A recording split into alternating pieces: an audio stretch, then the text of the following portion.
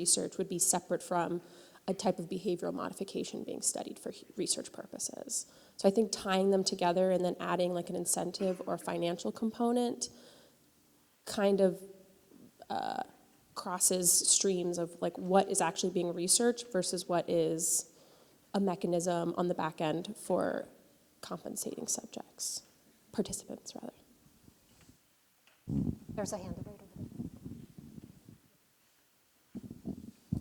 Thank you. And just in terms of speaking to the state law aspect of lottery compensation, I'm from a university in Pennsylvania, and we can't even, if an investigator wants to use a lottery system to compensate, they can't even say raffle, they can't say lottery, they can't say prize. You have to use very specific language, so it usually gets tricky because you have to ask them to say, instead of saying lottery, can you just say random chance to receive, please? Which is acceptable. It's silly, but you know, as long as one thing that we try to do is if there's kind of a goal target in mind and there's only one drawing, which isn't a drawing because it can't be a drawing, we usually encourage the investigators to give their participants some general idea of what their odds are, just so then they have somewhat of a reasonable understanding of what they're getting into, whether it's you and 10 other people or you and 10,000 other people, and there's only one prize. So anyway, just some Pennsylvania-related things. Yeah, and the reason I ask that question is, you know, I've worked for institutions in New York State, and New York State also has very rigid rules and regulations regarding the use of lotteries for compensation for research participation. Among them, the fact that every participant has to be entered into the lottery, and verification has to be ensured that everyone will be 18 years and older. And the reason I raise this is because, Chalice, when you describe the research, this sounds like it's online. Is it national? In which case, how did you handle that? Mariana, you're putting me on the spot. I guess we did, didn't we? Okay, so I am in New York, and so all of the laws that Mariana just stated apply to us. We are national, and so because we are moving outside of the confines of where our Office of Legal Affairs, who is very involved in our work, the institution's work, because they are aware of how liberal yet restrictive New York is. We are rolling it out on a state-by-state basis. And so in my role, I'm partnering with the Office of Legal Affairs to do states of interest survey, not only for laws relating to lotteries specific to this particular protocol, but human research protection laws, which are varied. And so you would think that they would be concerned about this starting back when single IRB review went into effect, but I think that it's the remote component of it that has now clicked into place, that we are reaching people further and farther and by different means. And what impact do those state laws, those regulations, and those policies have on the projects that in our center may not be applicable there? And so knowing that about Pennsylvania, when we go to Pennsylvania, I'll call you, but that's something that we would then pull up. But then I guess my question back is, what's the IRB's responsibility to know all of that? Yeah, and that seems like a question that we should send it back to John Bowman, right? And you just, sorry. Is it the IRB or the HRPP? about to say, you just stumbled into local context issues. So like you just took it all the way into single IRB territory. Yeah, I think that, you know, when you look at the current way that reliance agreements are written, it provides it gives the authority of communicating about local policies and laws to the HRPP itself. So while the IRB has to consider that information in order to make its determinations, the IRB doesn't have to then maintain full responsibility for knowing it in every single case. And so, which is why I think reliance agreements are written that way, because it's not possible in most cases for, say, an academic IRB to be able to keep track of all of that. Perhaps for a commercial IRB that has the resources to know what's going on in every state. So I think that's where we look to what reliance agreements are helping to delineate and say, this is where HRPPs get to work together with the IRB. And if that fails, we've asked the general counsel's office. Haha, yeah. That's a good point. Yeah, and this I think also introduces the question of, I think payment is a broad topic. There are definitively regulatory and ethical questions. But then there are also the practical considerations. And so what we wanted to hear from you is, are there things that your institutions have done that you found work quite well when it comes to either using payment as a way to incentivize research participation, to improve retention in research, or that have made it easier for your researchers to compensate their participants in ways that they previously did not think was either possible or permissible? So while everybody's waiting, Back while everybody's waiting to raise their hands and express their opinion, I want to ask, generally, how do people feel about paying people for their participation in research?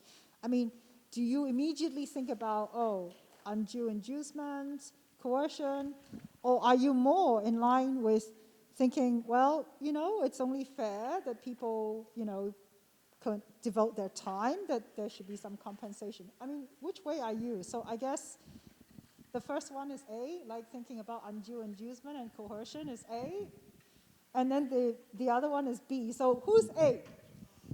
Oh, show of hands. Who's B? Interesting. He was like thinking more that compensation, it's really, you need to compensate for people's time and effort. So it's fair, right? It's a more justice. Couple of questions here. What I thought was really interesting during that presentation last week was, it's okay to pay the investigator, it's okay to pay the institution, it's okay to pay all these other people, and then someone brought up, well, why is it not okay to pay the participant? And that just struck me. We should be paying for their time and their energy and their effort. I don't think it's unreasonable for them to expect that, especially the higher risk, you go up. Yes, you have the potential for, phase 1 guinea pig people who, go to every single, thing, but they're the ones signing the consent form, they're the one taking the risk. But even in smaller ones, I think it is our time and our energy. And I saw a couple of hands on this side. If you can raise your hand so the mic can come to you. Okay, please go ahead. One thing we differentiate between is pay and compensation. And so, for instance, my university does a lot of exercise physiology research, and the participants often get coaching or an exercise plan or analyses of their, exercise data that they use, that they would normally have to pay for. So they're not actually getting money, but they're getting compensated by, free training or something after this study. The area where we get hung up on is whether it's appropriate for professors to give extra credit to students to participate in research. And so it's an educational issue because, should your grade represent meeting course objectives, and it's a form of bribery. So we've settled on, if students don't want to participate, they can receive extra credit for spending a similar amount of time on another task to receive extra credit if they don't participate in the study. And that's quite compatible with how OHRP has been, opining on it, what you just said about these professors asking students to participate. But notice, of course, that a lot of those research doesn't necessarily come under our jurisdiction either. So that's just an opinion for you there. So at my institution, we are largely social behavioral, a lot of it's coming from our psych department. When we're talking about compensation for participants, it's usually around minimum wage, about $10 an hour, and usually the studies are about an hour. So we haven't been concerned with undue influence. You know, most of these are surveys.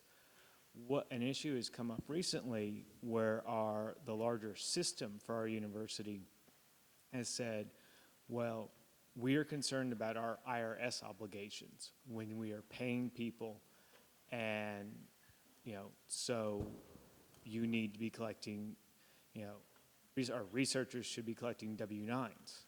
That is a position we have generally resisted because depending on the nature of the research, that may increase the risk to the participants. If it's gang research and you're asking people about what are their criminal activities, gang associations, you're collecting that identifiable data that could increase the risk and in all honesty probably decrease the probability of participation. Our system has said we have to address the tax issue. One way we're going to do that is part of the informed consent, make sure participants are aware the IRS considers this income. We are not, unless the study begins to approach $600, the requirement for an entity to report that payment require the identifiable information. And then we will have to ensure we have a process for making sure the privacy of the individuals protected. What I'm wondering is if other institutions have, how they've addressed ensuring IRS compliance, but protecting the human subjects at the same time. Yeah, that's a great question. And would anyone like to speak to their institution's practices? I actually have an answer for that one.